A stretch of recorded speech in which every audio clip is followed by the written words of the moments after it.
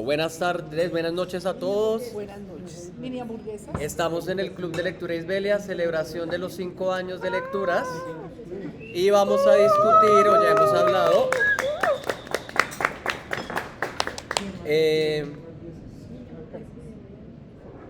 Los Detectives Salvajes de Roberto Bolaño. ¿Listo? Empecemos porque este autor ya lo habíamos leído. ¿Quién se acuerda cuál leímos de él? La estrella distante. Estrella Distante. ¿Se acuerdan que en Estrella Distante Arturo Belano aparecía? ¿No se acuerdan de esa novela? Era una novela sobre un aviador. Era un aviador que era nazi y que había cambiado su nombre y que ahora se hacía pasar por un poeta en Valparaíso, una cosa así. Sí. Arturo Belano era un personaje que estuvo en esas. No me marcó porque no lo recuerdo. No lo recordamos. Eran sí, dos. Tiene todo el sentido que no lo recordemos porque es un texto chiquito. Me acuerdo además que era un texto chiquito. Esperen que se me perdió mi copia. Listo, entonces, Los Detectives Salvajes es una novela. Dani tenía la duda. Técnicamente cabe dentro de la definición de novela. ¿Por qué cabe dentro de la definición de novela? Porque novela es el género más abarcante que tenemos. Es narrativo, pero la novela, como me narra muchas cosas, yo le puedo meter cositas siempre en el medio. Poesía casi no hay ya narrativa. En la antigüedad, la Ilíada, la Odisea eran poesías narrativas, pero la modernidad no las separó. Desde el Quijote, desde el Siglo de Oro, la narrativa se volvió casi cosa de los cuentos y las novelas, y la poesía se volvió poesía lírica. Como que dejamos el lenguaje poético para emociones y cositas así, y el lenguaje descriptivo para narraciones, cuentos y novelas. Esto en todo caso es una novela porque tiene muchas voces, porque tiene una historia larga, digamos, no es un suceso solo único, sino es un conjunto de historias que giran alrededor de un mismo centro, que sería pues el tema, ¿no? Ya dijimos la poesía, gracias. Ya dijimos la vida de Arturo y de Ulises como poetas que son. ¿Listo? ¿A eso se refiere polifónica? Polifónica quiere decir que tiene muchas voces. Si uno se fuera con tecnicismos, tiene dos tipos de narrativa. La primera y la tercera parte es interdiegética, que quiere decir un personaje que es protagonista de la historia narra. García Madero. La parte del medio es extradiegético, es un narrador extradiegético que además aquí es multifacético, ¿no? Son 25 narradores distintos que me hablan del mismo suceso, pero yo nunca sé a quién le están hablando. Uno supone, uno mismo rellena y dice, pues le está hablando al autor. Es Roberto Bolaño, el que fue, como piensa Julio César, que fue y le preguntó a sus 25 amigos, cuéntenme y yo venga, les edito la versión. Probablemente tiene parte de cuestiones reales porque es muy autobiográfico, pero la gran mayoría es invento, ¿no? Sobre todo, no tanto los hechos, sino las palabras, la voz. Me lo decía Dani. Hay veces que uno lee fragmentos que son maravillosos, son grandes reflexiones poéticas, teóricas sobre qué es escribir, y de repente lo que decía Adriana, solo habla de que los poetas son maricas, ¿no? Entonces como ese cambio de un lado al otro, si bien es raro, demuestra maestría, ¿no? Es una persona que sea capaz de, un mismo autor, que sea capaz de decirme tantas cosas, es maestría. ¿Listo? Está ambientada en 2 o 3 lugares, podríamos decirlo.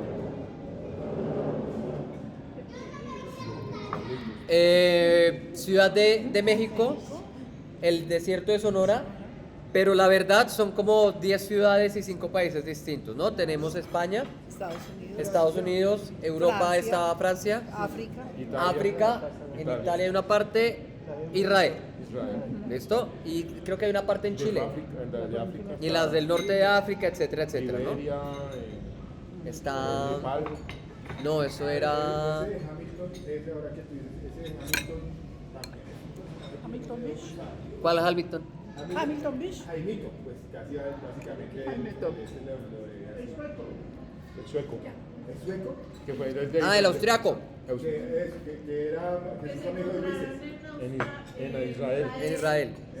Lo llevaron a la cárcel, él también estaba en la cárcel y después lo sacaron a memoria y se fueron para Austria. Se fueron para Austria. ¿Por qué es importante él? Porque es la única persona que lo vio en la cárcel. Y en la cárcel me muestran cómo él es un poeta así, súper ascético, ¿no? Como mientras el otro enloquecía, Arturo estaba tranqui ahí en su cárcel. Ravioles de morcilla. ¿Listo?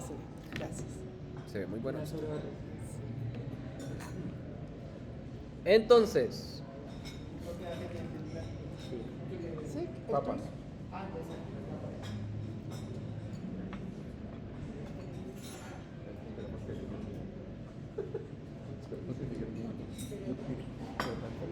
esta novela, como ya hemos dicho varias veces, tiene un tinte autobiográfico. ¿Listo?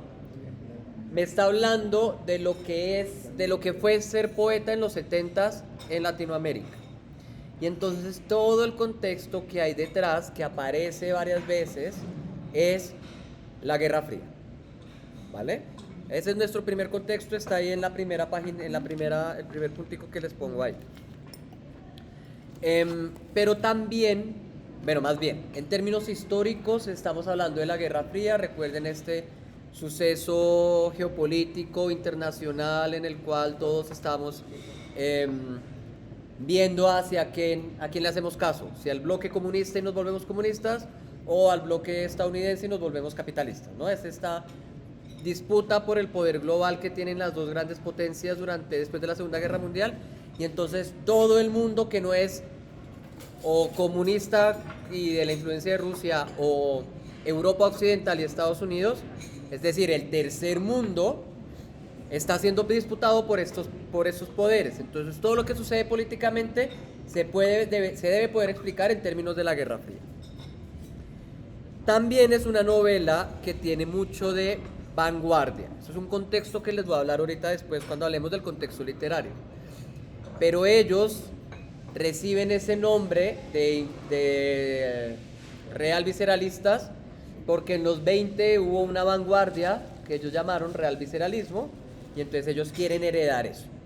¿Qué son las vanguardias? Vamos a hablar ahorita de eso. Pero por eso es raro.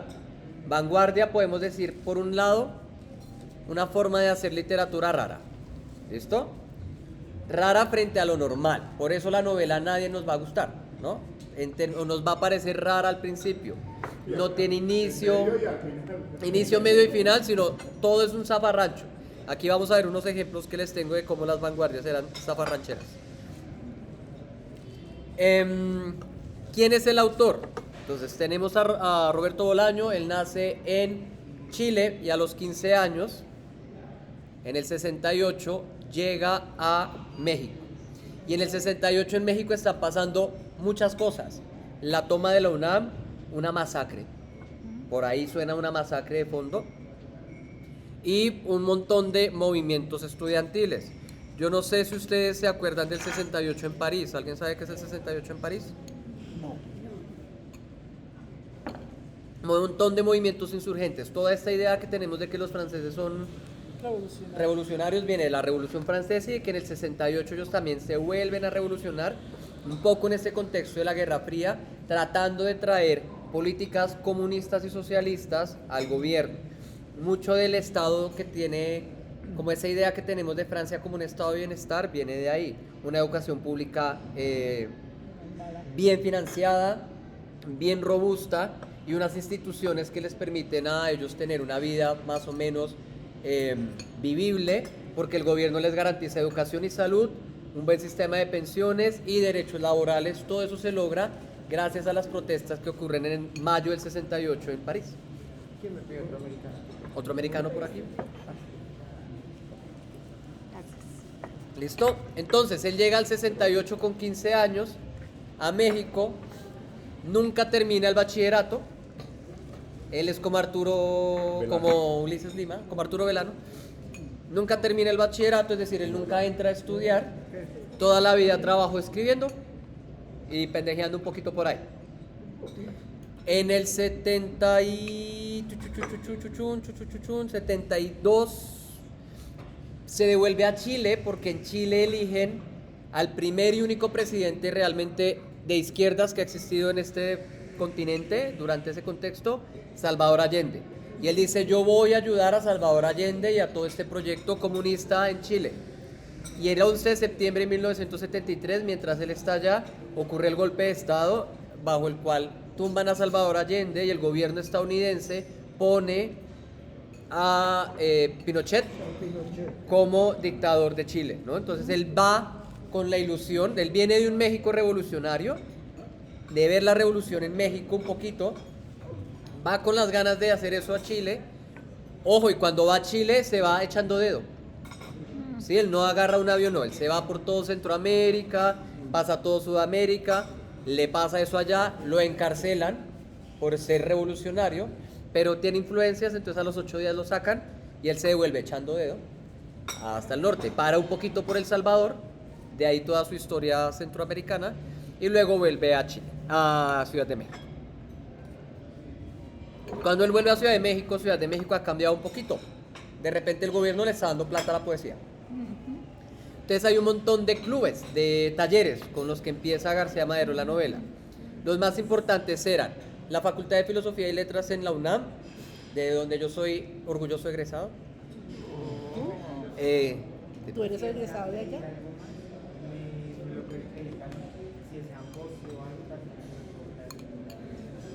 Gracias. Pensé que tú eras ¿Me regalas otro tinto, por favor? De pregrado soy un andino y mi maestría es en Filosofía de la UNAM.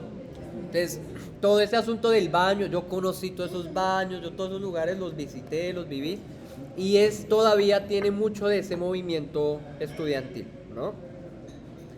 Allá, por ejemplo, así como acá, el Auditorio de Filosofía y Letras está tomado desde el 2000. O sea, lleva 20 y tantos años tomado por la revolución y se llama Auditorio Che Guevara, como aquí la Plaza de la Nacho se llama la Plaza del Che. ¿Listo? Todas las ideas que nosotros tenemos de la universidad pública, como mamertos y capuchos y revolución y graffiti y que allá la policía no entra, todo eso viene de este tipo de movimientos. ¿Listo? Todo esto viene de Francia, México, y nosotros todavía tenemos esta idea. Porque ellos más peleaban mucho porque el gobierno tuviera que pagar la educación. Es un derecho. No puede ser un negocio, es alguna cosa de las que defienden, y por eso la universidad pública latinoamericana es popular, autogestionada, revolucionaria, mamerta, porque vienen de todos estos movimientos que se están gestando y que nuestro autor vivió en su momento. Cuando él llega ahí, funda un grupo llamado los Infrarrealistas, con su mejor amigo que se llama, ahí está el nombre, ya se los digo, es que a mí me está poniendo publicidad. Eso, Santiago ¿qué? Papasquiaro, que ese no es su nombre verdadero, ese es un seudónimo. ¿Listo? Entonces, Santiago Papasquiaro es Ulises Lima y Roberto Bolaño es Arturo Belano. ¿Listo? El mexicano y el chileno. Ellos iban entonces a la UNAM a esos talleres, y había otra cosa llamada la Casa del Lago, que se hayan ido a México, que es Bosque de Chapultepec, donde está el castillo. Por ahí hay un laguito y en esa casa eso es un centro cultural, entonces ellos iban a hacer poesía. Y pues ellos hacen ese movimiento, pero como 5 años después, él se va a Barcelona, como le dice la novela, el otro se va por ahí, se pierde en Israel, por ahí dan vueltas, mientras uno está en Barcelona, otro en París, y Roberto Bolaño se queda toda la vida en Barcelona. Realmente él no conoció la fama en vida, muere muy joven a los 50 años después de una enfermedad hepática degenerativa. Él quedó esperando un trasplante de hígado que nunca llegó, entonces él tiene todavía mucho trabajo sin editar. En vida publica 7 novelas, varios cuentos y varios poemas, como que inicia siendo poeta pero se vuelve narrativo. De esas novelas ya leímos Estrella Distante y Los Detectives Salvajes, y después de que fallece, la esposa queda a cargo de su archivo, y en España está su archivo, y pues todavía hay gente trabajando en revisar qué quedó y publicando. Creo que hay 5 novelas póstumas de él todavía. 1666. 1666, que es la más larga y que es como la continuación un poco de esta historia es de las más importantes. Él publica esta novela en el 98, se gana en el 99 el premio Rómulo Gallegos a la novela latinoamericana y también un premio Alfaguara, si no estoy mal, o Anagrama. Alguna de esas editoriales les da este premio. Y póstumamente se vuelve muy famoso. Él nunca recibió realmente plata, él siempre vivió en un cuarto sin calefacción, es lo que siempre se dice. ¿Listo? Ahora bien, vamos a hablar del contexto histórico. Entonces les decía, la Guerra Fría. Latinoamérica está siendo lugar de batalla de los poderes, de los grandes poderes, y como tenemos a Estados Unidos arriba, pues Estados Unidos no iba a dejar tener comunistas ahí. Recuerden que por ahí en el 68, 65, ¿cuándo es la crisis de los misiles? En el 68. 68, No, ¿cierto? mentira, las crisis de los misiles fue mucho antes. 63, porque Kennedy fue en el 63, que si a Kennedy lo mataron en el 63 y la crisis fue antes de que a él lo mataran, la crisis de los misiles. Entonces, la crisis de los misiles, si se acuerdan, Rusia puso misiles en Cuba y Estados Unidos dijo no más. El comunismo me llega hasta acá, el embargo de Cuba, Cuba queda aislado del resto del mundo.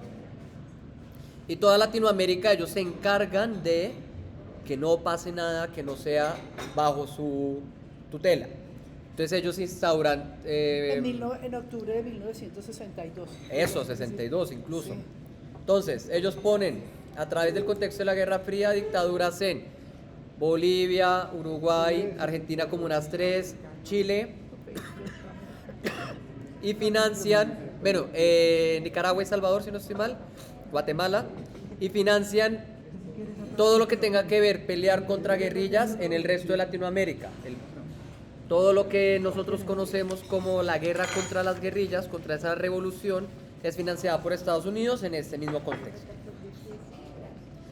Adicionalmente, o más de manera más local, les decía que él llega a México en el 68, donde está sucediendo el movimiento estudiantil.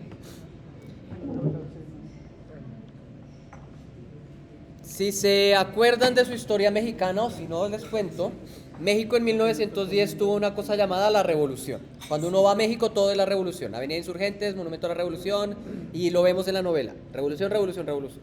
Esa revolución fue un movimiento agrario, indígena, sobre todo del norte de México, de todas las plantaciones, en los que ellos dicen la tierra no puede poseerla el privado, sino tiene que poseerla el que la trabaja. Si bien es de corte comunista, es una revolución que no tuvo comunistas detrás. Es como de las únicas revoluciones de izquierda que son además anteriores a la revolución de octubre en Rusia. Es decir, ellos primero que Rusia ya estaban instaurando un montón de reformas comunistas. Lo más importante, o lo que más ha perdurado, es la universidad pública, la financiación pública de la salud y de los servicios públicos, y una cosa llamada el ejido. El ejido es una forma de tenencia comunitaria de la tierra. Cuando yo vivo en un ejido, yo no soy dueño de mi tierra, todos los que somos parte del ejido somos dueños de la tierra y la trabajamos y ganamos proporcionalmente. Nadie puede comprar la tierra y capitalizarla, no. Entonces ellos tienen todo este asunto revolucionario. Sin embargo, para los 60s, desde 1920 hasta los 60s, bueno, y hasta los 2000, si somos honestos, México siempre tuvo el mismo partido, el PRI, el Partido Revolucionario Institucional, que fue el partido que se instauró después de la revolución. Entonces, para los 60s, este partido de revolucionario ya no tiene tanto. Es más bien autoritario, le gusta determinar qué hace todo el mundo y también atiende un poquito a los intereses de Estados Unidos.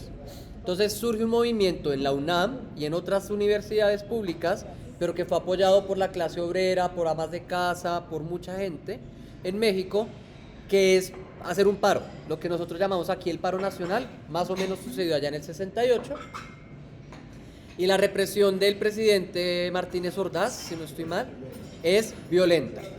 Tiene dos grandes eventos violentos. Uno, que está en la novela, meten policía a la UNAM. Y las universidades, por eso se llama Universidad Nacional Autónoma de México. Esa, desde su creación, en el contexto de la revolución, se piensa como un espacio en el cual la fuerza pública no puede entrar. Entrar es una violación constitucional a la autonomía que tiene la universidad. Recibe la plata del Estado, pero la universidad la puede dedicar a lo que quiera. En eso es autónoma. No responde ni a un Estado porque como ellos son federados, no es como del Estado de México, no es del Estado de Chihuahua, no es nacional. Recibe la plata de la nación, está en el Distrito Federal y su locación, ciudad universitaria, que es gigante, que es como 6 veces nuestra nacional, la mayoría es reserva natural, es inviolable en términos legales. Pase lo que pase, que entra la policía es un problema. Tiene su propia policía hoy en día. La policía del campus de Ciudad Universitaria es autónoma también, aunque reciba fondos del gobierno. Pero ese año Martínez Ordaz dijo no más y se les metió, que es la escena donde está esta uruguaya, mató gente. A su vez, hay un lugar muy importante en México, se llama la Plaza de las Tres Culturas en Tlatelolco. Se llama así porque es un asentamiento indígena que tiene unas pirámides que ya fueron tumbadas. Cuando llegan los españoles tumban esas pirámides, construyen una iglesia que es muy bonita y hacia 1930-1940 se construye el primer conjunto habitacional moderno de Latinoamérica, que es como... ¿Se acuerdan de ese que está al lado de Corferias? ¿Cómo se llama ese? Centro Nariño. Centro de Nariño. Ellos hacen como un centro de Nariño, pero mucho más grande, ahí mismo en Tlatelolco. Entonces se llama la Plaza de las Tres Culturas porque está lo indígena, ya hay un museo alrededor de esa pirámide que fue tumbada, lo colonial, la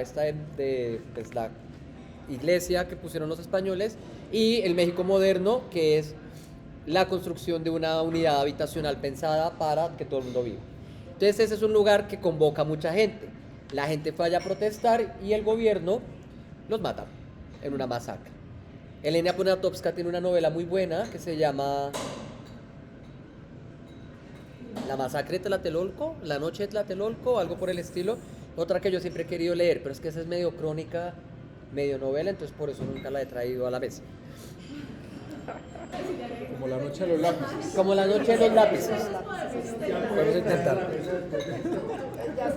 Hay una que es Después de detective, Adiós trabaja y adiós traiga cualquier a cosa. esa también es esa es la de cuando tomaron el muro pues la noche de los lápices es muy cruda. La noche de los lápices. Entonces todos estos jóvenes crecieron con eso. Chistosa, pero dura. Un poco la identidad de la universidad pública y de la universidad de la UNAM es eso. Nosotros somos hijos de la revolución. Es el único pedazo todavía en México, en Ciudad de México, que no ha cedido al capitalismo, etcétera, etcétera, ¿no? Entonces todos estos jóvenes fueron creados en una época donde se creía que había que ser revolucionario o que la revolución era la única salida. A su vez, pues tenemos en Latinoamérica pasando el golpe de Estado en Chile, que ese fue el que sufrió Roberto Bolaño cuando fue, Mejor dicho, iba de revolución en revolución. de revolución en revolución. En el 68 también hay un evento muy importante en México que son los Juegos Olímpicos. Fíjense que los Juegos Olímpicos y los mundiales siempre están detrás de los eventos políticos más graves, ¿no? Argentina tuvo un mundial en medio de la dictadura, Berlín tuvo unos juegos con bombas, con atentados, ajá, con Hitler. Entonces a México le pasa lo mismo. Martínez Ordaz hace todas estas matanzas para que internacionalmente México se vea chévere, ¿no? Sí, para que a los ojos internacionales pues no se dijera México es un país explotado, donde no hay derechos laborales, no, todo lo contrario. Como respuesta, Martínez Ordaz baja del poder y el siguiente presidente, que no me acuerdo, decide reinventar la política cultural. Y lo que hace es traer dinero a la industria cultural, creando, como aumentando la cantidad de presupuesto que tienen las facultades de filosofía y letra, metiéndole mucha plata a estímulos, como todas nuestras ideas hoy en día de estímulos distritales, que se les dan becas a los artistas, y eso viene de esta política cultural en México. Y entonces todos estos estudiantes pueden tener acceso a ese tipo de dinero. Y por lo tanto, el espectro cultural en México se divide en dos. Los poetas realmente, digamos, importantes ahí en la novela, de los que todos que se inventan los nombres y tales, son dos, Octavio Paz y Efraín Huertas. Octavio Paz se vuelve el Nobel de la literatura, es un gran literato, hace buena poesía, pero sobre todo hace ensayo y él hace un gran trabajo para crear todo un andamiaje teórico que hable de la literatura mexicana, como la literatura mexicana es importante frente al mundo por estas razones y él construye todo lo que nos da la comprensión de la literatura mexicana hasta ese momento y por lo tanto se vuelve un poco oficialista, es decir, es el que tiene la plata del gobierno, es el poeta del gobierno y él tiene poder, él decide quién recibe becas, quién publica, quién no publica. Por el otro lado está Efraín Huertas, que es uno que dice, no, eso de verse con el gobierno, eso es venderse. Los poetas de verdad somos revolucionarios, sucios, ¿sí? No tenemos nada que ver con el gobierno. Marihuaneros, ¿sí? Como contrasistema. Ay, me voy a volver poeta. En el momento en el que a mí el gobierno me da una plaza en la Secretaría de Cultura, en el Instituto Nacional de Bellas Artes, en todas estas instituciones culturales, yo me vendí al sistema. Los verdaderos poetas somos. Entonces se dividen esos grupos, a tal punto que los infrarrealistas, que ahí aparecen en la paginita, por muchos años, hasta que Octavio Paz se murió, nunca fueron publicados. Porque él decía quién se publicaba y quién no. Entonces también hay una disputa cultural por el poder. Los real visceralistas son la facción más abyecta de esta gente, ¿no? Son los más miserables, son los que menos plata tienen para vivir, son los que no pueden acceder a estas becas de los gobiernos, a los que no pueden acceder a las publicaciones, que no pueden acceder a la plata para que vayan a Managua. ¿Se acuerdan que este man se va a Managua? Sí. Y que además se va porque ¿Lo persiguen? se pierde y además él los montan en el avión de últimas.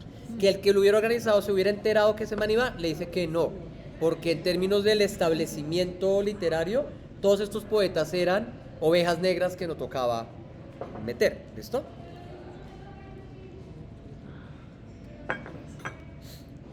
Entonces, al ser revolucionarios, ellos también deciden beber de la tradición literaria revolucionaria. Y aquí hablamos de las vanguardias, ¿listo? Cuando Dani decía, es que a mí me enseñaron que la poesía era esto y esto y esto y aquello, y García Lorca, y yo le preguntaba, Dani, ¿eso hace cuánto fue? La pregunta iba dirigida a que hace 100 años, en 1920, la literatura cambió mucho, ¿listo? No, pero tampoco, no. Hace 100 años. Quiere decir que hace 110 me estaban enseñando. Ahora que aquí en Colombia vivimos un poco en el pasado. Nuestra educación en literatura también es muy vieja, muy a la española del siglo XIX. Pero en Europa, en 1920, André Breton, por ejemplo, empieza a formar un grupo llamado vanguardias, él lo llama surrealismo. ¿Qué son las vanguardias? Son poetas que después de la Primera Guerra Mundial se dan cuenta que ese sistema de todo correcto, todo perfecto, todo bonito, no tiene sentido. La Primera Guerra Mundial les demuestra a ellos que ese sentimiento de la razón y que Europa nos va a llevar a la luz, no. Al final del día todo el mundo es violento, al final del día todo el mundo quiere ganar. Entonces ellos dicen, revolucionémonos a ese establecimiento y experimentemos. Entonces en el arte surgen las vanguardias. La palabra vanguardia viene del francés avant-garde, que se refiere a la primera persona que va en la guerra, ¿sí? La primera línea, nos la llamaríamos nosotros, ¿no? Entonces es la primera línea en el arte y la literatura. Ellos son los que van a revolucionar. ¿Y qué hacen? Acabemos con el sentido. La literatura no debe tener sentido. ¿Qué es? ¿Qué para qué es? ¿Qué a dónde voy? No importa. Lo que importa es la experiencia estética. Lo que importa es que a mí me genere, que me mueva, que me moleste, que me aburra. No que yo haya entendido. Entender es cosa del pasado. En 1920 en Europa vamos a experimentar. Entonces, por favor, abran su paginita 2, ahí donde dice ejemplo de vanguardias. Para hacer un poema dadaísta. Entonces, ¿ellos qué hacían? Se nombraban como facciones. Entonces, agarraban nombre de título, con un fundador. Breton es el fundador del surrealismo. Tristan Tzara es el fundador del dadaísmo. Ahí en Italia el futurismo. Aquí en Latinoamérica nos llegan tarde. En México existió el estridentismo, Maple Arce, es un Manuel Maples Arce. Es uno de ellos y se supone que Salvador, ¿qué? Salvatierra, Amadeo Salvatierra es un poeta de ellos. Y el tal Litz, hay un Litz por ahí, todos ellos sí existieron en los 20. Cesárea era una de esas. Dice que estos dos no eran nada. Que no eran nada, que eran unos Eran bots. unos recolectores ahí de información, pero que no eran poetas ni escritores ni nada. Exactamente, entonces ellos siempre hacen un manifiesto. Entonces aquí los dadaístas hicieron como 20. Entonces este es un fragmento de un manifiesto dadaísta. ¿Alguien me quiere leer, por favor, ese fragmento? Toma un periódico, toma unas tijeras, elige en el periódico un artículo de la longitud que quieras darle al poema. Recorta el artículo, recorta enseguida y con cuidado cada una de las palabras que forman el artículo y mételas en una bolsa. Agítalas suavemente, ahora saca las palabras una tras otra. Cópialas meticulosamente en el orden en que las has ido sacando. El poema está listo, ¿se te parece? Eres ya un escritor absolutamente nuevo y de una sensibilidad arriesgada, aunque comprendida por los ignorantes. Listo. ¿Qué pasa si yo agarro un artículo de una revista, saco y lo pego como sale? ¿Tiene sentido? Listo, esa es la poesía del siglo XX. Esa es la poesía nueva, eso es lo que es la literatura hoy en día. ¿Ustedes han visto un cuadro de Picasso? ¿Se entiende?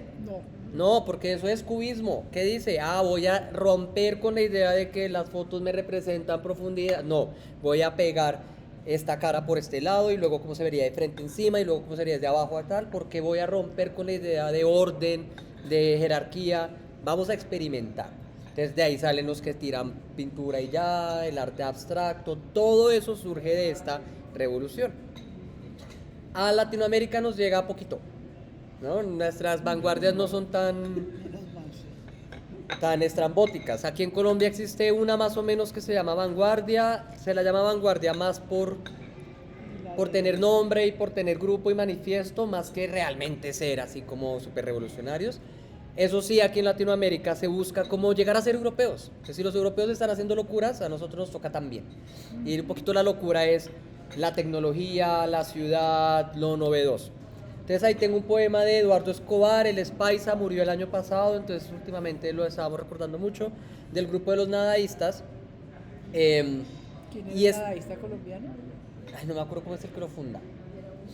Y ese es de por ahí los 70s, de la misma época de lo que está pasando en la novela. ¿Alguien me puede ayudar a leer, porfa, El fin del mundo? Hoy soy feliz. El sol se está apagando sobre el mundo. Todo va a terminar. La muerte es amarilla sobre el río. El universo será un puñado de sal para el mar. La luz se transformará en jabón para la cara. Los automóviles dormirán en las esquinas y esperarán convertirse en garzas. Yo esperaré la invasión de las garzas, que vendrá a fabricar sus nidos en el corazón de los semáforos. La ciudad de cemento será una caja de cartón sola y empolvada, inmóvil, terminando en todas las calles, adquiriendo la hediondez que se acumula en mis bolsillos, pero yo soy feliz, irremediablemente, mientras la luz es vieja. ¿Es un poema bonito? Sí. ¿Habla de cosas bonitas? No, me está hablando del fin del mundo y me está diciendo que todo es hediondo y me está hablando de carros. Esa idea que tenemos de que la poesía me dice cosas lindas es una idea del siglo XIX. Eso es viejo. Ya la poesía hoy en día es otra cosa. Y hoy en día que tenemos celulares, otra cosa. El graffiti es poesía, sí. Las rayas son poesía, lo multimedia es poesía. Pero hay unos grafitis groseros. Mis dibujos de una bolita con 3 palitos es Poesía, sí.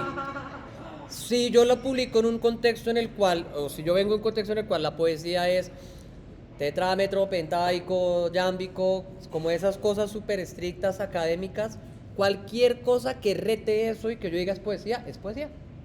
Es un poco lo que ellos dicen. Me vienen diciendo 200, 300, 500 años que yo tengo que estudiar esto y esto y esto. Pues no, yo hago una raya y eso es poesía. Y si hay un grupo de gente que me dice, sí es poesía y me hace caso, tenemos poesía. El arte se hace así, desde abajo. Eso es lo revolucionario que tiene esta gente.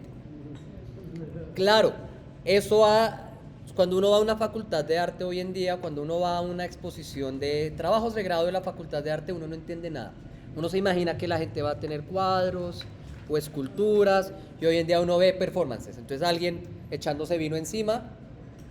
Una banana en medio. Una banana pegada a la pared. De la periodo de las vanguardias, ¿ustedes conocen el tal orinal de Duchamp? Ustedes hacen una convocatoria de arte, manden una obra de arte y un man llamado Duchamp manda un orinal y lo firma y gana. Entonces él dice, vea, yo puedo en la institución de arte revolucionarla desde adentro, etcétera, etcétera. Entonces toda esta gente, los infrarrealistas, que son los poetas que realmente existieron, que luego se llaman real visceralistas en la novela, son una suerte de vanguardia que sucede en México 50 años después de que sucedieron las vanguardias. Ellos retoman a los estridentistas, Maples Arce, Litz, Salvatierra y Cesárea supuestamente, y ellos lo reencauchan en este movimiento que existe en los 70s. Si bien como para el 75-76 ya Roberto Bolaño sigue. ¿Ya cerraron cocina?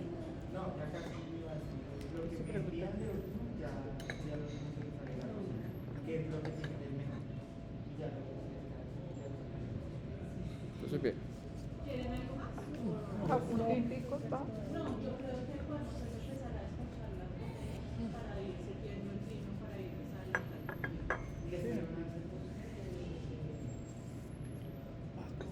¿Postre?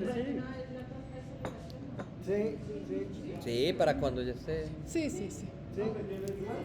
Sí. Ah, bueno.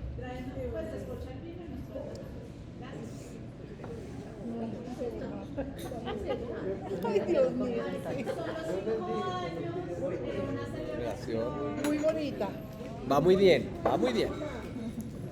Entonces, ellos, si bien él se va, cuando el amigo Mario Andrés vuelve a México, él retoma con un montón de gente. Se supone que ellos con Roberto Bolaño en Francia dicen, bueno, se acabó este movimiento, gracias, chao. Pero cuando él vuelve, ellos logran publicar una revista, la única revista de poetas infrarrealistas que existe, está ahí la portada, se publica en el 77. ¿Listo? Es la única publicación. Casi no existe. Número solo uno. El único número que existe. ¿Listo? Ese es el Y que en la aparece en la novela novela, que fue dice el que diagramó. Que es el único. Que diagramó Kim, sí. Sí. Ese es el único que aparece. Pero ¿Qué hace? por ejemplo, si uno se va a la novela y dice, voy a seguir el hilo de la novela, Kim hizo la diagramación en 1976 y Ulises Lima viene en 1992, A verla. regresa y ahí es donde se hace la publicación. No, es en la primera parte antes de que le pase todo lo que... Antes de lo de Sonora. Sí, antes de Sonora. Antes de lo de Sonora. Joaquín, eso fue en 1976. ¿Por Y qué? él cuando regresa, La publica. la publica. Y la publica en 1990 y algo. 895, si no estoy mal. Sí, como que en la novela hay un retraso ahí grande. ¿Qué creían los infrarrealistas o cuál es su técnica? No hay una técnica propia, digamos, no es como los dadaístas que todos hacían el cuentico de los recortes, no es como los cubistas que todos hacían esto, no. Los infrarrealistas se caracterizaban por ser canzones. Básicamente ellos iban a las lecturas de cualquier otro poeta a buchar. Entonces iban a la lectura de Octavio Paz, entonces iban y le tiraban cosas. Sí. Y lo sacaban, eso era todo lo que hacían. Por eso también un poco la novela es la burla de eso, como ese movimiento, pues quedó en eso, en una anécdota. No tenemos poemas de ellos porque pues no escribieron poemas, escribieron solo una novela, una revista y pues nada se hizo al respecto. Fíjese la importancia de las revistas literarias para esta gente. Sí, el gobierno da becas, todos quieren trabajar en alguna, creo que es Sotil, es que no sé cómo se dice. La Sotil. única que... Xochitl, Xochitl. la que trabajaba de Sí. de cajera en el supermercado. Sí, sí, sí. Y ella trabaja haciéndole revistas a otra persona. Y les publicaba algunos poemas. Unos poemitas y ella los metía Sí, ahí. los metía. Ella dice, yo traté de ayudarle a María Ujú. a que escribiera en prosa y ella no pudo escribir en prosa. Sí. Pero escribió un excelente Poema. poema que nunca publicó Ujú. sobre la danza. Pero es como la que sale de una pobreza y un desconocimiento y que no sabe nada y empieza a escribir Sí, además es una madre soltera que vive por allá, porque el papá es un poeta que no es capaz de hacer nada, ella es la que sostiene a todo el mundo, sí. Entonces eso es lo que está detrás. La novela es en cierto sentido vanguardista. ¿Por qué? Porque nos rompe la idea de inicio, medio, fin. Nos rompe la idea de que las novelas hablan de algo. Nos rompe la idea de que la poesía son palabras bonitas. Incluso nos rompe la idea de que la poesía son palabras. ¿Listo? Son líneas. Claro, si uno no sabe qué es la vanguardia y uno no entiende esto, cuando uno llega al poema de Cesárea, uno dice, me están mamando gallo, me están tomando del pelo, ¿sí o no? Uno esperando, lleva uno 300 páginas, que bien la poeta, que la gran, que la mamá, Dios mío, esta señora, además, divina, bella, preciosa, todo el mundo la amaba, y luego me salen con este chorro de babas. Claro, porque uno no está pensando en la vanguardia, uno no tiene en cuenta eso. Pero si uno sabe que es de vanguardia, tiene que ser eso, no puede ser otra cosa. Si fuera un poema con todas las normas métricas de las cuales nos nombran que las en el carro, ¿no? Que, ay, ¿qué es esto? ¿Qué es aquello? Sería Pero bobo. fíjate que hasta el mismo, en la novela el mismo protagonista, que es García Madero, Ajá. termina desechando los libros de la poetisa, porque Sí. los leyó y ¿Te parecieron bobos? le parecieron insulsos. Se suponía que era de ese movimiento y no le parecieron para nada, que ni siquiera los mandó. Pero también es cierto que García Madero es un conflicto como personaje, ¿no? Porque él empieza diciendo que él va al taller de Álamo Ajá. y le pregunta a Álamo una de sus definiciones. Y él decía, pero si Álamo ni siquiera se sabe estas definiciones, ¿que me va a enseñar poesía? Ujú. Y después llegan estos dos y se va con él. Y tampoco al saben final nada. del libro, pues estos tampoco saben absolutamente nada. No, ellos le pero dicen, por favor, síganos contando esto porque nos estamos durmiendo. ¿Cuál es la definición? Y él le saca como 100 definiciones. Bueno, ahí sí de viene la parte de poetas. vanguardia, que él está diciendo lo que era antiguo y pues por eso es que esto no sabe nada, porque pues eso no tiene nada que ver con la vanguardia. Y Exactamente. al final él dice, bueno, no, es que no es importante, yo lo único que me sé son las definiciones, pero esto no es importante para hacer poesía. Total. Ahí hay toda una discusión sobre, pensémoslo en términos que son relevantes para nuestro momento. Si yo a una inteligencia artificial le digo que es un pentámetro yámbico y le digo, construyeme un pentámetro yámbico sobre el vino, ¿está haciendo la inteligencia artificial poesía? No, No. no. Está siguiendo una regla. Si hacer poesía es seguir reglas, hasta cierto punto, como a nosotros nos enseñaron, sí. ¿No? Entonces uno le hacía poemas a la bandera. Pero ya hoy en día, eso ya no. Seguir reglas, no. Hay que experimentar, hay que romper. Y la misma novela tiene un montón de técnicas así. La primera y más importante, la narración no es lineal. Yo no sé dónde empiezo, yo no sé a dónde voy. El inicio no parece inicio y el final no parece final. Y eso es sí, es lo más importante. ¿Por qué? Pues porque la vida no empieza y no inicia y no termina en un punto fijo. La realidad no es así. Cada vez que uno trata de hacer eso, está tomando decisiones. Yo decido que la novela empieza en este punto y entonces estoy dejando atrás todo olvidado y decido que termino acá y entonces además el clásico es todo el mundo termina feliz, muchas gracias, lloramos o no lloramos. Entonces esta nos dice no. 2. Se puede leer de muchas maneras. ¿Listo? Entonces aquí me preguntaban, oiga, ¿y esto es Rayuela? ¿Qué tal es Rayuela? ¿Quién aquí le dio Rayuela? Yo la leí pero hace años. Añísimo. ¿Se acuerdan cómo va Julio Rayuela? Cortázar. De Julio Cortázar. ¿Qué es lo que tiene de raro? Esta novela es una reescritura, uno podría verlo de Rayuela. El salto del principio al final y de volverse cada vez por capítulo. Eso, en Rayuela tiene como 120 capítulos, divididos en 3 partes. La parte de allá, del otro lado, que es lo que sucede en Europa, de este lado, que es lo que sucede en América, y de otros lados, que son como 60 capítulos de cosas que nada tienen que ver. Y entonces cuando uno abre Rayuela, le dicen, usted puede leer esta novela de muchas maneras. Una es, léase del capítulo 1 hasta el 60 y pico, y ahí tiene usted su novela clásica. Otra es, siga esta tabla. Y cuando uno ve esa tabla, es del 1 al 60 y pico, pero le va metiendo capítulos entre otros capítulos, ¿no? Entonces empieza diciendo, fulanito está acá, y el siguiente capítulo, entonces uno tiene que ir al capítulo 80. Eso no pasa páginas. Sí, sí, Y el capítulo 80 habla de cualquier bobada. Todavía tengo ese libro. Y luego uno vuelve al capítulo 2. Cuando uno lo analiza y lo estudia bien, uno se da cuenta que hay cosas interesantes. Por ejemplo, en Rayuela hay un momento en que un niño se muere porque nadie le para bolas, el niño está enfermo, nadie le para bolas porque la mamá está con sus amigos poetas y están en Francia tomando vino y hablando de jazz. Y el niño se muere y nadie se da cuenta. Si uno lee la historia normal, pues el siguiente capítulo es ella está triste porque se murió el niño. Si uno lo lee con el orden sugerido, uno se va al final y uno lee una noticia sobre la muerte de un niño. Y entonces uno tiene como una reacción emocional, como, wow, se murió un niño en escena. Y todo el mundo está hablando desde el jazz y de los CDs, ¿no? Y luego me mandan una noticia sobre cómo mueren y uno dice, los niños se mueren. ¿Será que mi hijo está muerto? No, es lo que uno piensa antes. Esta novela uno podría leerla de esa manera. Si ustedes se fijan, atrás hay un índice que me dice cuáles son los que hablan en qué momento. Yo podría tomar la decisión de leer todo lo que dice Salvatierra, Sí. que además él está en la mayoría de las secciones, ¿no? Entonces ahí yo podría hacer eso.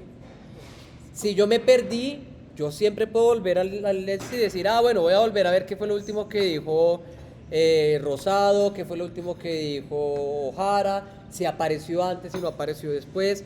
Yo podría como lector tomar la decisión de que yo no me pierdo. Pero es que como nosotros somos lectores todavía muy clásicos, respetamos. Saltarse, no, yo no voy a respetar al autor. No, pero si toca, toca. Sí, por algo me dio un índice. Yo tengo esa potestad. Lo que pasa es que nosotros todavía somos lectores muy clásicos. Y la lectura, pues sí, uno no puede ser experimental, como dice el fragmento que dice. Uno puede ir de vez en cuando a esa literatura rara. Es que es muy complicado ir a saltar 3 o 4 capítulos y después regresarse uno a la página donde tenía la continuidad de lo que hablaba. No es raro, yo alguna vez hice eso. Claudia dijo, Yo me salté. capítulos. Y yo le dije, perfecto, no te los leas. No es necesario. No te perdiste de nada. Sí, pues también viene siendo eso. O sea, si a mí no me interesa el contexto de. Sí, pero es porque eso sí tiene también el libro deja esa sensación. No, esta parte yo realmente no debería leerla. No me aporta nada, Me voy pues, para el yo- otro lado a ver qué hago. ¿Se acuerdan de esa parte que es en una feria del libro? Ah, sí. Que le preguntan a un montón de autores y nadie habla de nada. De nada, sí. Terminan. Todo lo que empieza como comedia termina en. Todo lo que comienza como termina, ¿no? Tiene además. Pero tiene una parte muy bonita que la voy a leer ahorita. ¿Listo? Tiene una parte que habla de nosotros. Entonces fíjese, es una novela que es experimental en eso. No es lineal, no solo porque no empieza en el pasado y termina en el futuro, porque me rompe la acción. Yo empiezo y juega con mi expectativa. No es una novela que me consienta como lector. No es una novela que yo me siento y me leo, me escucho y quedo, listo, chao. Es una novela que me confronta constantemente. Empieza narrándome la vida de un muchacho y uno dice, esta novela es sobre este muchacho, ¿sí o no? Vamos a ver, como dijo Claudia, va a estudiar Derecho, va a fundar una empresa de investigadores, va a encontrar, y no. No, nada que Desde el título, me dice, estos son detectives. Entonces uno dice, bueno, ¿dónde están? Nunca, ¿no? Es una novela que constantemente me está frustrando. Todo lo que me quita, todo lo que me da una esperanza. De pronto este muchacho algo va a hacer, me lo quita. De pronto por ese lado, me lo quita, ¿no? Entonces yo voy, agarra una escena cinematográfica preciosa, la de la volada en el Impala, que ellos salen y el chulo viene y le persigue, y uno dice, bueno, por fin, ya dejó de... Ya no está solo tirando. Ya, superó el sexo. No, por fin algo va a pasar. Y no pasa nada.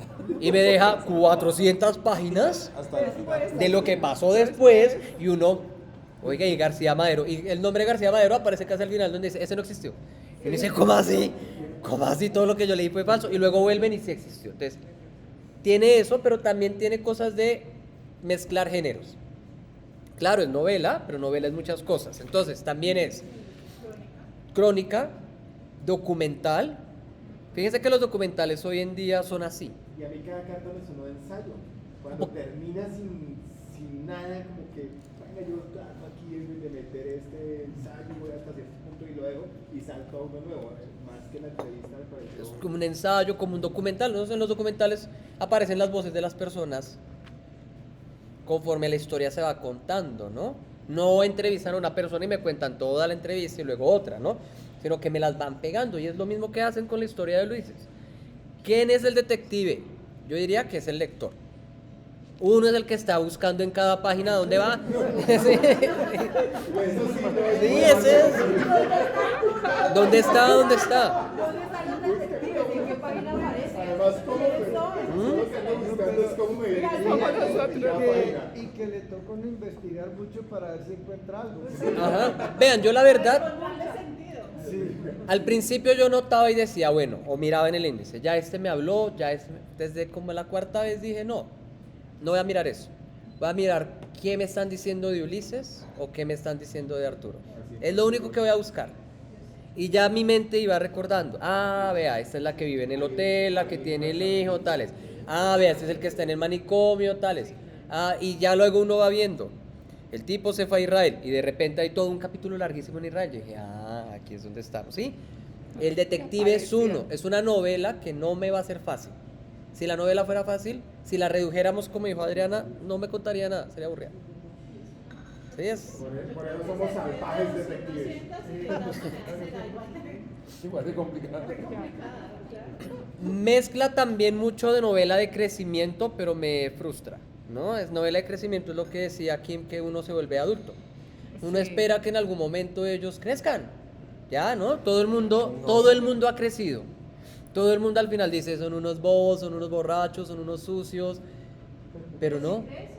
Sí, pero O sea, no. en edad, pero no en... No porque Belano y Ulises, o sea, por ejemplo, Belano Tiene su hijo y la esposa. tiene su hijo, su esposa, pero cambia y se vuelve un escritor de novela y también toma las decisiones. Es más, pues nada, terminó con su cirrosis porque él lo describe su cirrosis y también todo lo que tiene que hacer para cuidarse y tomar la decisión de que es que él se quiere morir. Se quiere morir. Sí. O sea, también hay un crecimiento del personaje como tal. Y Ulises Clima, pues ese sí, como siempre Sí, sí, fue Loquito. desubicado, pero también llega un Desubicado. momento en que vuelve a México, está con una persona, cría a un niño, después deja a la señora y después se vuelve el escritor.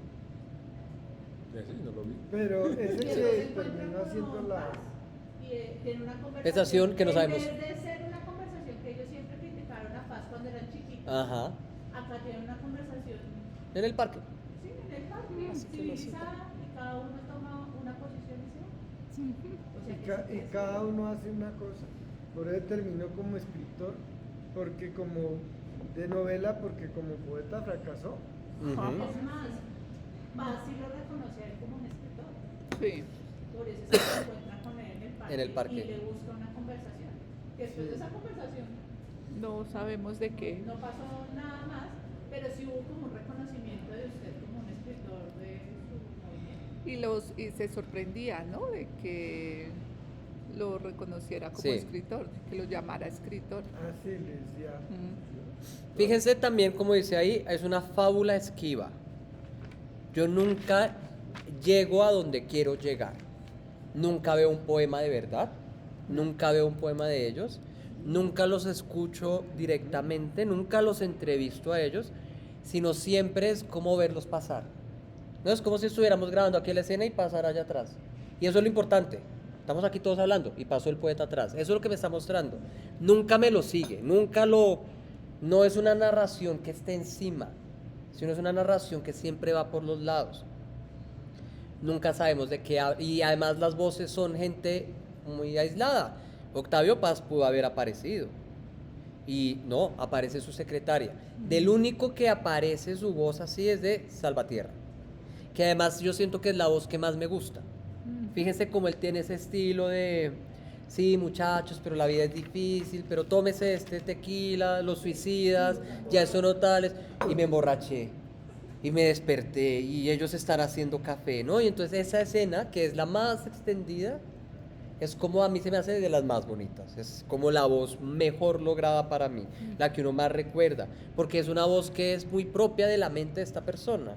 Sí, muchachos, yo les dije, pero es que uno no puede pensar, muy poética, hay un montón de poesía, ellos me podrían decir, vinieron y me preguntaron y yo les serví trago, pero son como unos 10 o 15 testimonios en los cuales narran una pequeña noche y en los cuales además se les va diciendo, aquí está la revista y la voy a sacar y se las voy a desempolvar, y son 3 fragmentos distintos para que la revista pase de ese biblioteca polvorosa a las manos de estos muchachos, y luego la lectura del poema, ¿no? Entonces uno está cada vez más amarrado y más pegado ahí gracias a su polifonía de voces, como a su posibilidad de traer.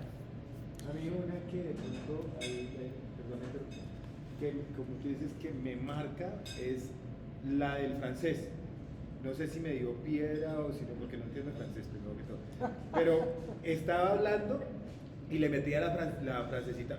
No, no sé si en latín. Italiano o en latín. Era en latín, ese es un abogado.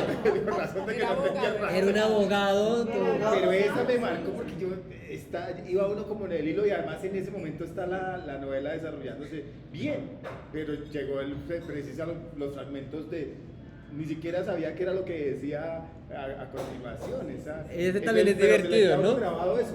Es como si uno dijera, si uno hablara en dichos, no, entonces como sabemos, el que madruga Dios lo ayuda, y como el que de este palo no hay pa' cuchara, y sí, pero en latín. Entonces uno es como, Dios mío, qué molesta, porque más nunca me lo traduce. Sí, uno esperaría una nota al pie que le dijera esto, no, es intencionalmente hecho así. Mezcla géneros, no solo poesía, mezcla cuento, una cosa muy de la novela, de los cuentos, como Las Mil y Una Noches. Sí. Sobre todo la parte de la cima de esta cueva donde cae el niño y que todos bajan y que hay un demonio. Y la del abogado también es lo mismo, porque que se vuelve gigante y que no sé qué, y después termina. Es un cuento. Sí, son varios cuentos. Uno podría abrir uno en la mitad de la nada y jugar a una noche a abrir, a ver qué me dices, sin pensar en la historia, sin pensar en Ulises Lima, sin pensar en que si ya llegó, nada. Leer esos fragmentos, a ver qué me dice. Entonces tiene mucho ensayo, tiene muchas cosas ahí en el medio. Tiene guiños a otros autores latinoamericanos. Colombiano, tiene un gran guiño al autor de La Vorágine, José Eustacio Rivera. Ambos poetas en algún momento se pierden en alguna selva. ¿Los perdemos? Sigue un río y luego llega a México. Y el otro se va por allá, En Nepal. Sí. Eso es como en Sierra Leona, ¿no es? Sí, en África. Y que uno sabe que lo van a terminar matando. Velano es que se va por allá y se deja morir en África, ¿no? Por eso sí en África. Tiene también el guiño a Rayuela. Le está diciendo a Rayuela, vea, Rayuela tiene una cosa que es muy aburrida. La verdad es que uno lo lee y hay partes que uno no entiende porque es puro mostrar que saben cosas. Y este dice, vea, mostrar que saben cosas lo hace cualquier loquito de la calle. La gente de verdad trabaja, paga renta, tiene un trabajo de como Xochitl. Sí, ella es la que más nos demuestra eso. Tiene que trabajar como supermercado, madre soltera, el marido es un bobo que ella no va a mantener. Entonces pues ya ve qué hace y no le importa que además el marido coja con la vecina, que era supuestamente su amiga. Y finalmente tiene mucho de la conciencia del ejercicio de escritura, y aquí está el fragmento que les iba a leer en el que digo que aparecemos nosotros. Es el primero de... Entre todos los nombres no salió el mío. Wilson, aquí ya le digo dónde está usted. No, ahí no salió Adrián. No. Iñaki Echevarri. Iñaki además es el de esta escena maravillosa, la del duelo, como, este tipo va a sacar una mala referencia a mí, entonces lo invito a un duelo en la playa, y los escritores ¿qué hacen? Otro cuento. Van, obvio, son y padrinos. además ese me lo cuentan desde 3 perspectivas, ¿no? Sí. La señora, que entonces va y los ve desde como el risco, Desde y arriba, uno sí. dice, ¿qué es esto? Y luego me aparece el otro, cuando saco los sables, y luego el otro que le contó el amigo. Entonces Iñaki, que es uno de los que estuvo en ese duelo, y además, ¿saben qué es lo mejor? No sabemos quién gana. No. Uno está con la gana. Pero se volvieron amigos. ¿Se volvieron amigos? Claro. Sí. Entonces Iñaki dice, en la... Eso es en... Ah, no, eso no es en la Feria del Libro, es en Barcelona. Durante un tiempo, la crítica acompaña la obra. Luego la crítica se desvanece y son los lectores quienes la acompañan. El viaje puede ser largo o corto. Luego los lectores mueren uno por uno y la obra sigue ahí. ¿Quiénes somos nosotros? Los lectores. Los lectores. Yo soy un poquito la crítica, ¿no? Porque yo tengo un ejercicio más de leer. Luego la crítica muere otra vez y los lectores mueren otra vez y sobre esa huella de huesos sigue la obra su viaje hacia la soledad. Acercarse a ella, navegar a su estela, es señal inequívoca de muerte segura, pero otra crítica y otros lectores se le acercan incansables e implacables y el tiempo y la velocidad los devoran. Finalmente la obra viaja irremediablemente sola en la inmensidad. Un día la obra muere, como mueren todas las cosas, como se extinguirá el sol y la tierra, el sistema solar y la galaxia, y la más recóndita memoria de los hombres. Todo lo que empieza como comedia, acaba como tragedia. Y nos está diciendo lo que es el destino del libro. Nosotros podemos morir. Este señor se murió. La gente que leyó en su época, la gente que inspiró esto, la mayoría debe estar muerta. Y aquí llevamos ¿cuántas horas? Y a nadie le gustó, además. Si nos hubiera gustado, ¿no?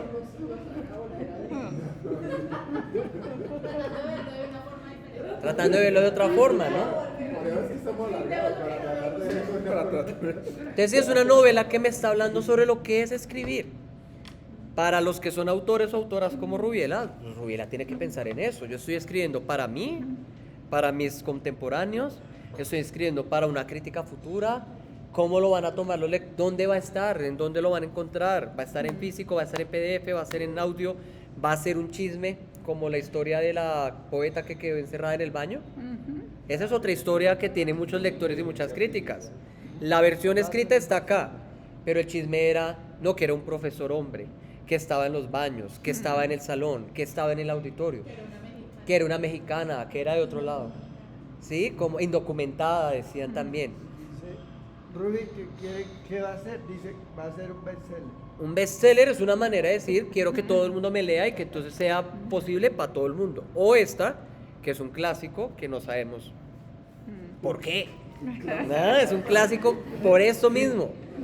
Es una novela que así mismo como nunca me lleva directamente a lo que soy, es una muy buena novela sin que sepamos por qué.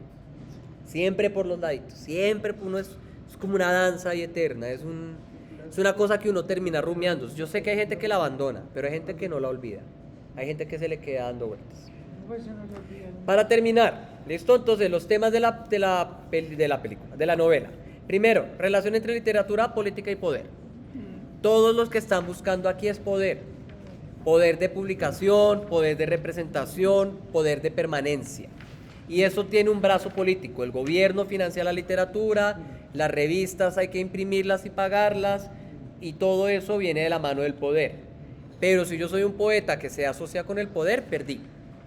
Tengo que ser el poeta más abyecto con el poder, pero también al parecer ese perdió. ¿No? ¿Listo? Entonces también es una pregunta de cómo podemos hacer para mantenernos en esta disputa con el poder. ¿Voy a ser un poeta de la corte o voy a ser un poeta de la revolución? ¿O se puede algo en el medio? Segundo, pues la poesía. ¿Qué es la poesía? No sé, Dani. Yo no sé si la poesía es la representación en palabras bonitas o no.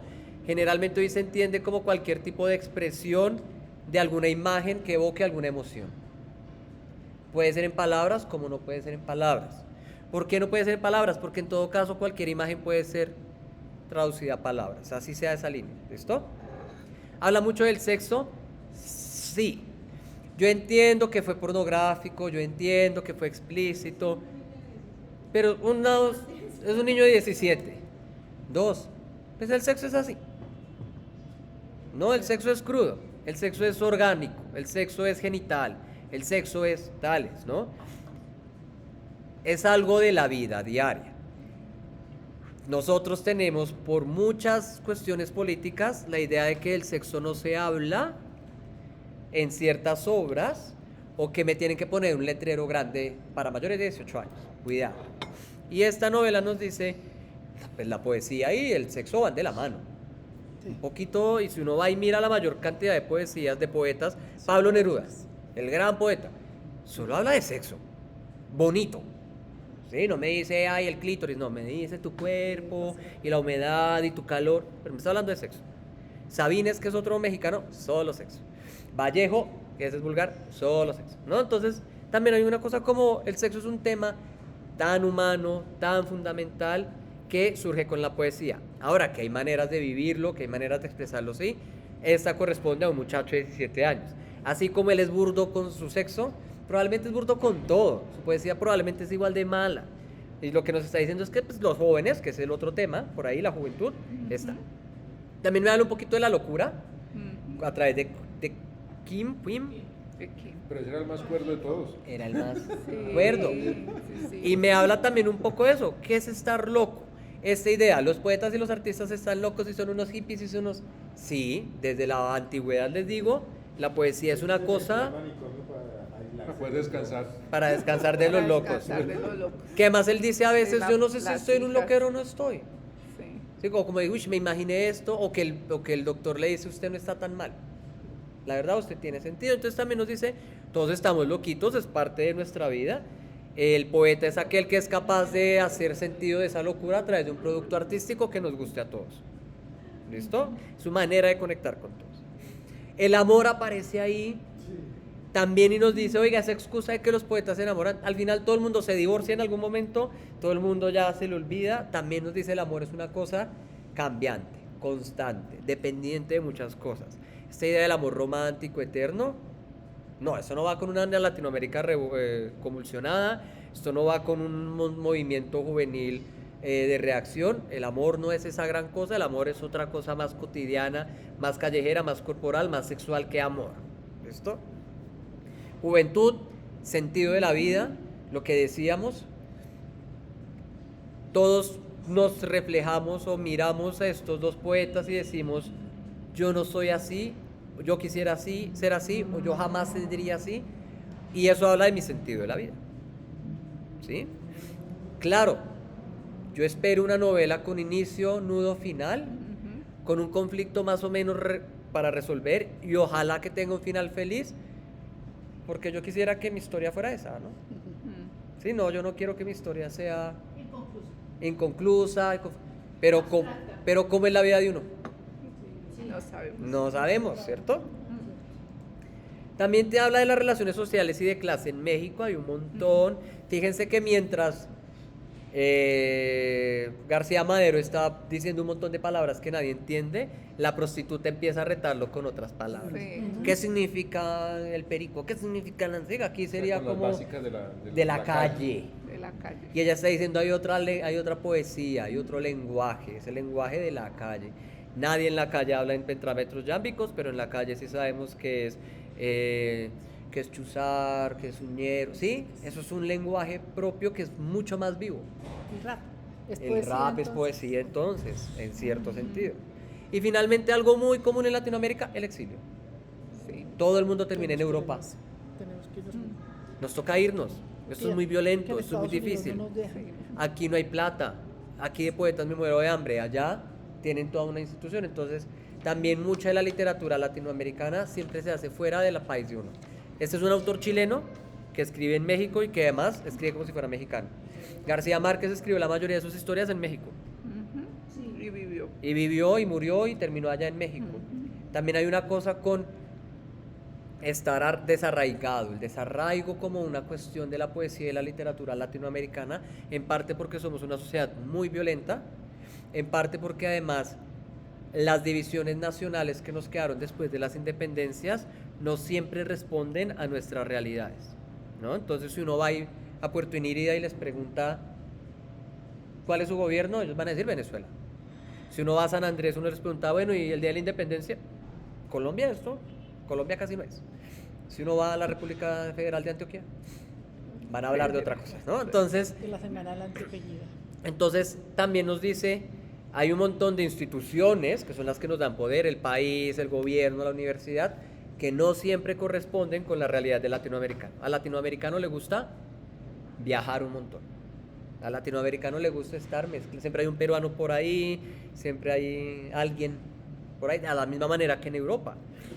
Si bien Europa tiene Francia, Italia, pues cuando uno está en Europa, pues Hay gente de todo el mundo y cruza las fronteras más fácilmente. Entonces también aquí hay una idea que es una cosa muy latinoamericana, muy de esta época, y es buscar un sentido latinoamericano para todo el mundo.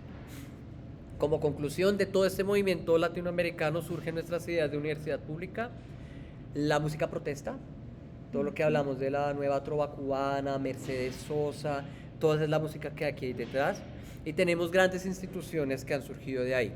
La más importante, diría yo, es la Flaxo, no sé si la conocen, es la Facultad Latinoamericana de Ciencias Sociales.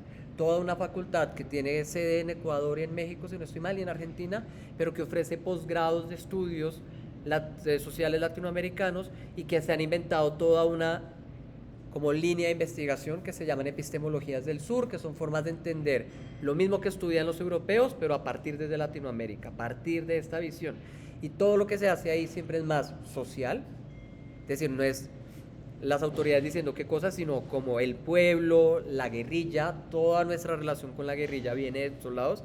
Fíjense que ellos se van a Nicaragua y ahí están con el sandinismo, entonces que hay que estar con la revolución, que no, que si este poeta es guerrillero, que hablan de los poetas campesinos, que son También. las voces invitadas, como que hay un montón de trabajo que es Octavio Paz, bueno, gran literato, gran Nobel de literatura, pero pues ese es un señor correcto, bien puesto, con una secretaria, divinamente, eso es lo europeo.